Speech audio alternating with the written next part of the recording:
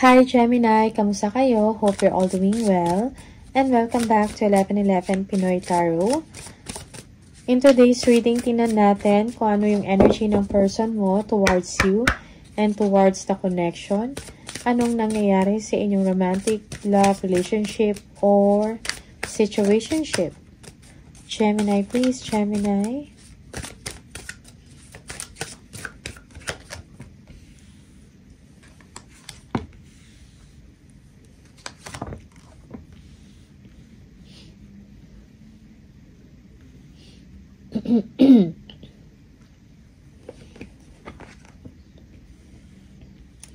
Okay. Yung pagmamahal mo or kung ano ka, Gemini, sa person mo, that is something irreplaceable, no? Para sa person mo, okay? Also, this person, kung meron mang mga, siguro, issues or siguro nagkaroon ng isang malaking issue or problema sa inyo, no? Merong regret sa person na to, okay? This person is also need time and space, no, para makapag-isip siya ng maayos about sa inyong dalawa. Also, this person is asking, no, kung may pagbabago pa ba or magandang pagbabago na mangyayari sa dynamics ng inyong relasyon. Okay? Yeah, for some of you, yes, no, merong disappointment dito. Your person is disappointed of the situation, but you are someone that cannot be replace, no? Para sa kanya, Gemini. Okay. Tingnan natin. Ano yung energy from the tarot for you, Gemini?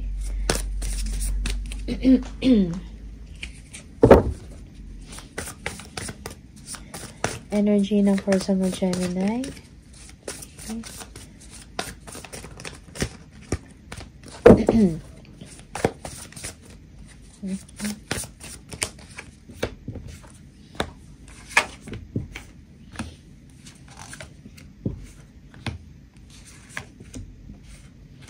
Okay, this person wants to propose to you. Okay.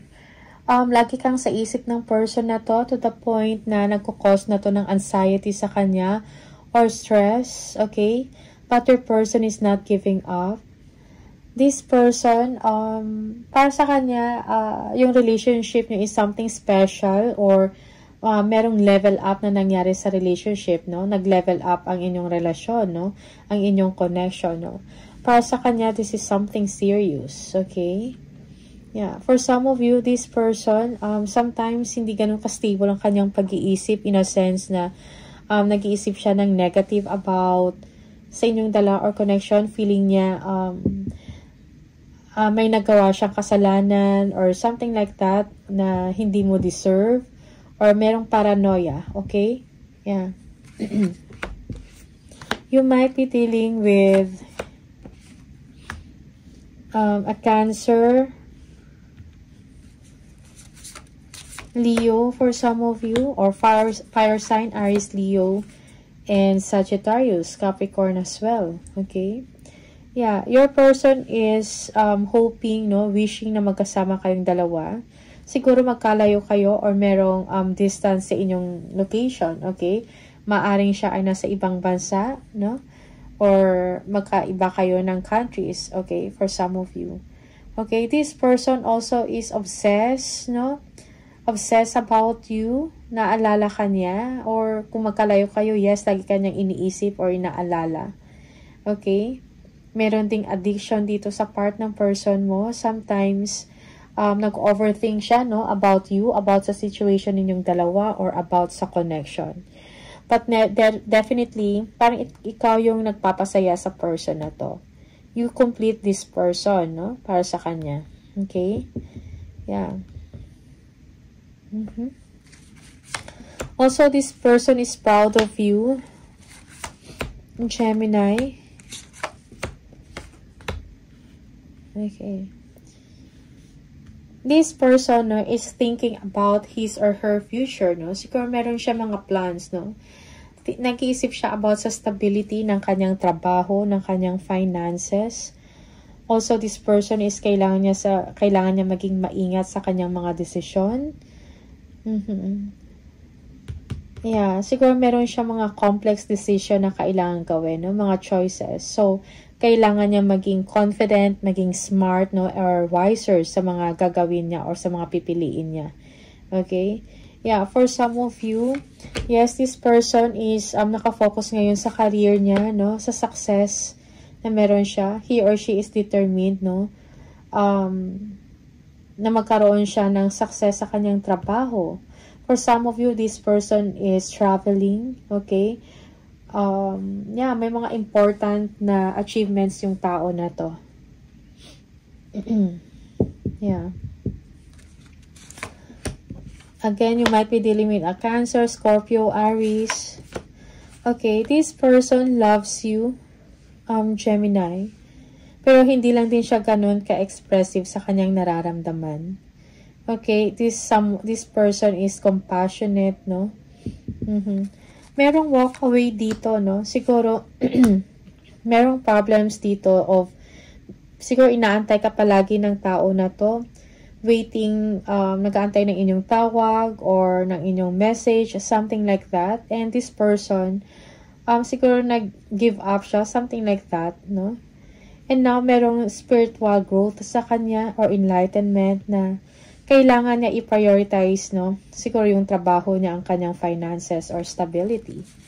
Okay? He or she is pursuing, no? Yung dreams niya or pangarap niya. Okay? Yeah, this person wants to talk to you, Gemini. Yeah. Parang gusto magkaroon kayo ng bonding, no? Yeah, being together, nag-uusap, no? Compatible kayong dalawa. Okay? In an emotional level. Also, this person is dreaming about having a family with you. Okay, but, yeah, dreaming, no? Thinking about it. Siguro, this person is making a decision. Oh, merong separation. Okay, and this is something na parang nagpapagulo ng isip mo or nagpapagulo ng isip niya. Okay, parang merong unexpected. For some of you, yeah, for some of you, Gemini, okay, walang follow-up or follow-through sa communication. Merong ghosting na nangyari dito unexpectedly. And this person, parang nagbigay ito ng confusion and doubts, no, sa person mo. Yeah. Walking away, no? For some of you, maybe this is you, Gemini, you are walking away from any trouble or problems, no? Something na problematic na situation. Okay? Also, this person, no? Parang, kahit na may separation, naiisip ka pa rin niya. Okay? Parang hindi siya makaget over sa inyo, Gemini.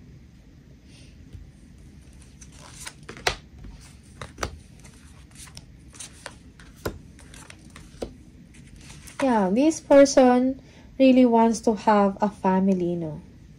Yeah, parang gusto niya magkaanak, okay? Gusto niya magkaroon ng pamilya sa'yo, okay? But then, parang merong doubt sa situation.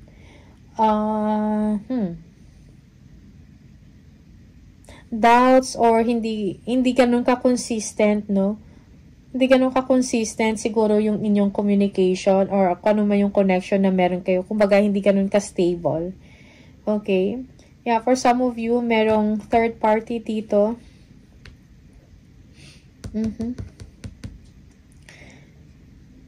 Okay, or yeah, yung iba sa inyo may problema dito. Maybe this person has a family already. Okay, you want this person to communicate with you, pero parang hindi niya magawa dahil merong family, something like that. Okay?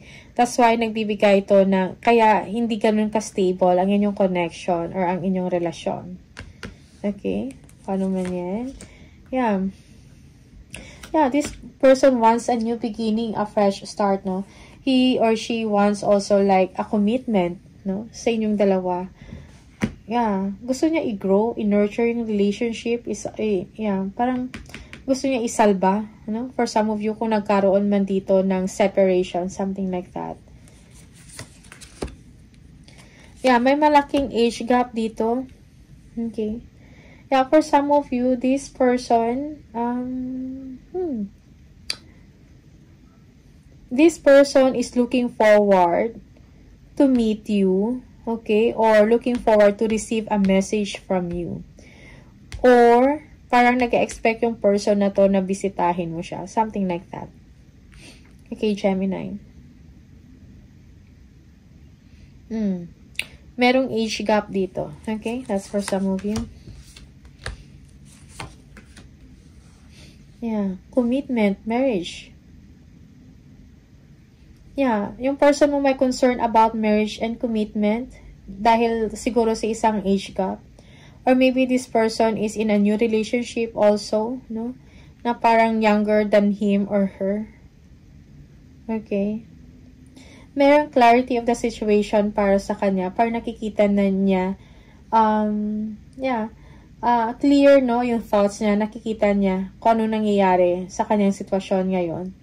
Alright? Also, this person wants to be successful when it comes to relationship or love relationship. Gusto niya magkaroon ng ano tawag dito? Parang gusto niyang makasal.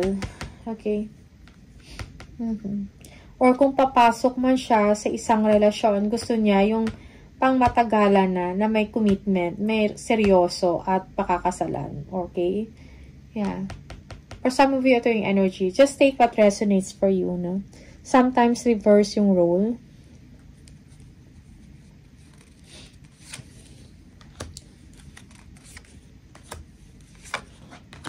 Yeah, okay. This person is infatuated with you, Gemini, okay? Siguro when it comes to passion or intimate moments ninyong dalawa, compatible kayo, okay? You find peace sa presence, no, ninyong dalawa sa isa't isa, okay? I think ang problema is communication. Walang follow-up, walang follow-through. And also siguro infatuation lang to, okay? Yeah, for some of you, this person is spying, stalking, or this is you, Gemini, no? Siguro nakikita mo to siya or you are getting information about him or her. Also, maybe you are thinking if meron pa bang nararamdaman, no, yung person na to sa akin, okay? Yeah, that's for some of you, Gemini. Or it's the other way around. Yung person mo, no, siguro kumukuha ng information or nag-iisip kung interesado ka pa ba sa kanya, magpaparamdam ka pa ba, or may gusto ka pa sa kanya, okay? Or mahal mo pa ba siya, okay? Something like that.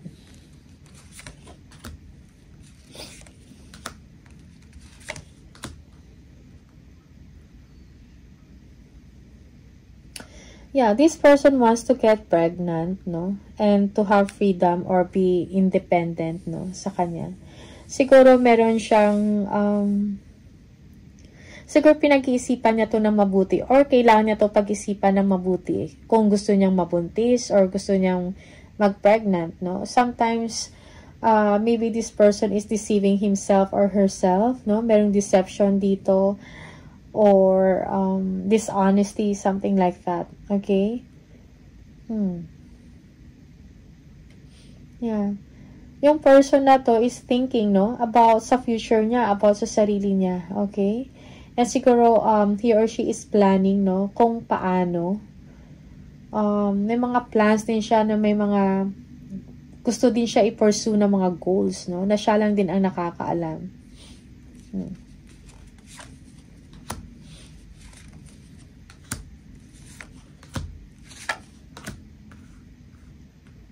Yeah. Okay. Yung ba sa inyo, this person, no, pinag-iisipan niya to ng mabuti. Parang he or she is just waiting. Or, yeah, or if she wants to get pregnant, she is just waiting for the perfect timing or for the right time, no, para mabuntis. Something like that, no. Or, siguro, he or she is just juggling, no, two situations. Or madami siyang ginagawa, busy, okay? This person, parang ang naging problema is like, parang ang daming deception or dishonesty na nangyari sa kanya. Parang he or she is looking for a true love. No, something na sincere sa kanya. Okay? And this person is heartbroken. And this person, parang naghahanap siya ng someone na magbibigay sa kanya ng isang long-term or seryoso na relationship at commitment. Okay? He or she is planning for the future, no? And meron ding nangyayari sa kanya improvement when it comes to finances or when it comes to work.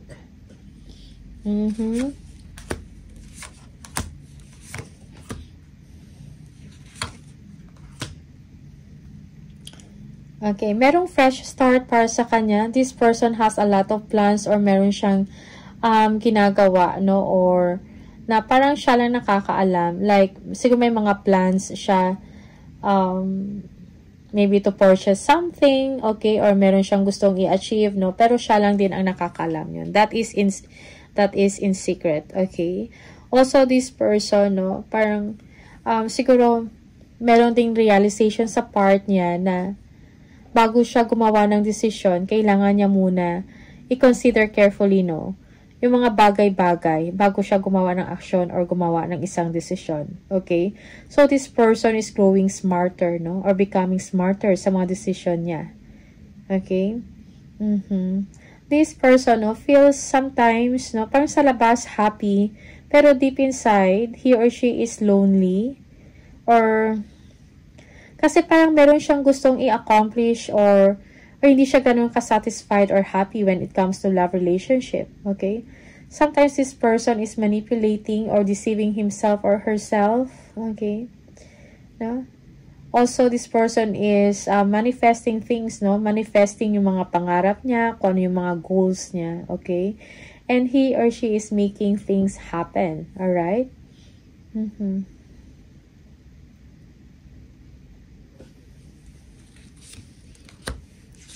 Yeah, this person is feeling left out in the cold. Okay. This person is saving up, no?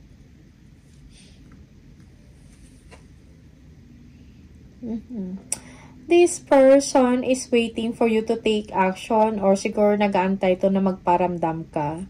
Okay, but then again, siguro Gemini, yeah, parang it's a complicated situation. That's why you are not taking steps or actions, no? Maraming taong parang sala-salabit, okay? Parang madaming conflict or may competition or magulo yung sitwasyon with this person. That's why you chose, no, na siguro maging independent, no, or to stay away from this person. Gemini. Merong silent treatment dito or walang pag-uusap, no action, no, sa inyong dalawa. Okay? Yeah, single and happy this person, no? Maybe he or she is in a creative venture, no? Yeah, this person, no? Also, parang gusto niyang tumawag sa'yo or makipag-communicate. But then, hindi siya sure, no, if you feel the same way sa kanya.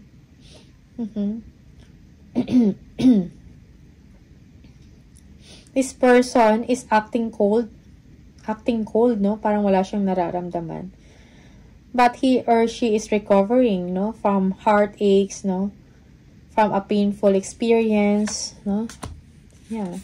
Merong completion sa part ng person na to and merong new beginning para sa kanya. He or she is open for a possibility, no? Siguro nag-enjoy siya sa mga friends niya, sa mga groups niya, something like that. Meron siyang ginagawa na a certain goal, no? Yeah. He or she is spending time with his friends or family.